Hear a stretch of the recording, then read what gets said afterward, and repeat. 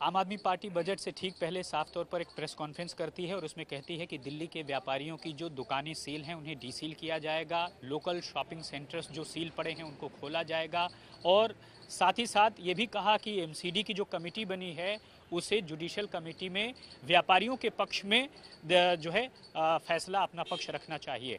और व्यापारियों पर बहुत ज़्यादा जो है ये दिखाया कि बहुत व्यापारी दिक्कत में हैं और उनको कन्वर्जन चार्जेस के नोटिस मिल रहे हैं और ये भी कहा कि नोटिस न मिला जाए। इस पूरे मामले में एक बजट के दिन पर प्राइवेट मेंबर बिल लाया गया है, तो इससे मनोज तिवारी जी आपको क्या दिक्कत है? मुझे तो लगता है कि ये व्यापारियों के लिए बहुत अच्छी बात हो जाएगी। नहीं, हम चाहते हैं कि डीसीलिंग हो। हम चाहते हैं कि कन्वर्जन का जो इशू है उसको एड्रेस किया जाए, व्यापारियों को राहत दिया जाए। वो जितनी बात बोल रहे हैं हम सबका समर्थन करना चाहते हैं, कर रहे हैं, बट ये तो छलावा आप कर रहे हैं ना कि हम प्राइवेट रेजुलेशन लाएंगे। क्या प्राइवेट रेजुलेशन सदन मानने के लिए बाध्य है? क्या निगम अपना नोटिफिकेशन सीधे नहीं दे सकता है? मेयर क्यों नहीं लाई? प्राइवेट मेंबर बिल क्या होता है, प्राइवेट रेजोल्यूशन क्या होता है, आप अच्छी तरह जानते हैं सदन की कार्रवाई में कि ये एक व्यक्ति का मत है, तो एक व्यक्ति का मत मानने के लिए थोड़ी सरकार बाध्य है। ये छलावा क्यों कर रहे हो? पहली बात, हम चाहते हैं कि वो सीधे सीधे नोटिफिकेशन निकालें। दिल्ली सरकार आपकी, एमसीडी में सरकार आपकी, तो दोनों होने के बाद अब किसी तीसरे की आवश्यकता नहीं। आपको सीधे बताना चाहिए ये नोटिफिकेशन है, इतने तारीख से डीसीलिंग शुरू होगी। यानी आप ये कह रहे हैं कि जो प्राइवेट बिल न की बल्कि वो एक ऑफिस ऑर्डर आना चाहिए मेयर के जरिए या कमिश्नर के जरिए सदन में। एग्जैक्टली हम ये चाह रहे हैं कि सीधे निगम के महापौर के द्वारा नोटिफिकेशन होना चाहिए, सीधे निर्णय होना चाहिए। तो आज तो बजट है, बजट में ये सब चर्चा जो हम और आप कर रहे हैं, तो इसलिए तो बजट के अवसर पे पहले हमने इस बात को, सच्चाई को दिल्ली के सामने रखा।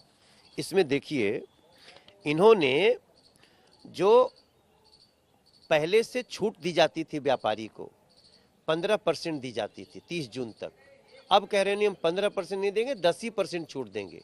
तो 5% का वहां नुकसान हो गया व्यापारी को। ये अन्याय क्यों व्यापारी के साथ? आपकी बात तो बहुत लक्ष्यदार है। दूसरी चीज, जो आप भविष्य में जो कन्वर्जन की बात कर रहे हैं, वो सारी चीजों को करने के लिए आप एक नोटिफिकेशन निकाल दें, हम ये चाहते हैं। आपने तो पहले सील भी तोड़ी थी, कई सारे सीलिंग जो हुई थी कोर्ट में आपको जाना भी पड़ा था, तो किधर कोई इरादा बन रहा है क्या, या ऐसा कुछ होगा व्यापारियों को तो फिर? एग्जैक्टली मैं उस बात को आज बता रहा हूं कि जब 2015 में अरविंद केजरीवाल जी की सरकार बनी, उस समय मॉनिटरिंग कमेटी भी कुछ नहीं कर रही थी।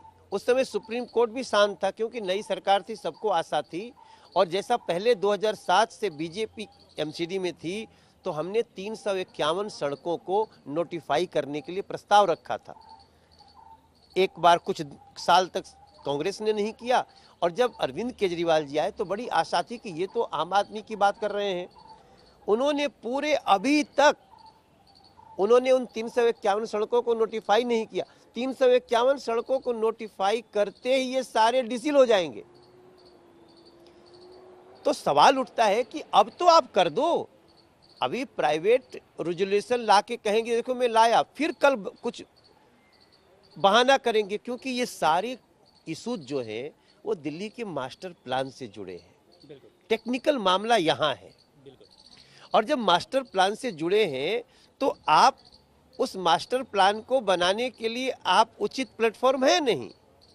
आपको करना चाहिए 351 सड़कों को नोटिफाई, जो आप कर देंगे तो डीसीलिंग हो जाएगी, लोगों को राहत मिलेगी, और जो जितना हम पहले से छूट देते थे व्यापारियों को वो मिलता रहेगा।